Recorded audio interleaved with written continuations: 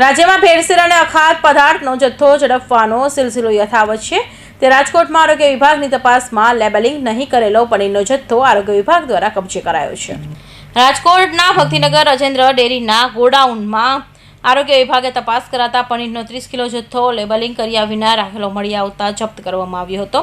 તેમજ પનીરના નમૂનાને પણ ચકાસણી માટે લેબોરેટરી મોકલવામાં આવ્યા હતા અને વેપારીને હાઇજેનિક કન્ડિશન જાળવવા માટે નોટિસ ફટકારવામાં આવી છે. મહાપાલિકા અધિકારી શ્રી વાઘેલાએ જણાવ્યું હતું કે રાજકોટ મનપાના આરોગ્ય વિભાગની ટીમે ભક્તિનગર વિસ્તારમાં રાજેન્દ્ર ડેરીના ગોડાઉનમાં ચેકિંગ હાથ ધર્યું હતું. આરોગ્ય વિભાગ દ્વારા તપાસ શરૂ કરવામાં આવતા અહીં પનીરનો 30 કિલો જથ્થો કોઈ પ્રકારનો લેબલિંગ જેમ કે મેન્યુફેક્ચરિંગ ડેટ ઉપરાંત એક્સપાયરી ડેટ વિના રાખેલો મળી આવ્યો હતો.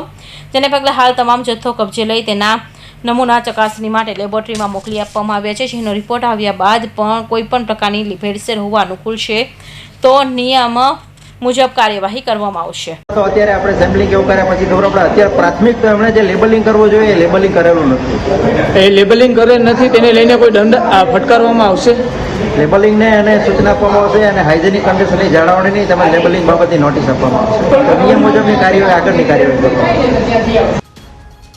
રાજ્યમાં આખું વર્ષ ભેળસેળિયા તત્વો સક્રિય હોય છે, છતાં તહેવાર સમયે સક્રિય થઈને તપાસ કરાતા ખોરાક અને ઔષધ નિયમના તંત્ર દ્વારા રાજ્યભરમાં દરોડા પાડીને કરોડો રૂપિયાના શંકાસ્પદ ખાદ્ય વસ્તુઓનો જથ્થો જપ્ત કરવામાં આવે છે. જોકે ભેળસેળિયા તત્વોના તંત્રનો કોઈ ડર ન હોય તેમ તહેવારો સમયે જ મીઠાઈ બનાવવામાં ઉપયોગમાં લેવામાં માવા, ફ્રૂટ, પલ્પ અને પનીર સહિત અન્ય ખાદ્ય સામગ્રીઓની હજુ પણ બેફામ થઈને ભેળસેળ કરી રહ્યા છે.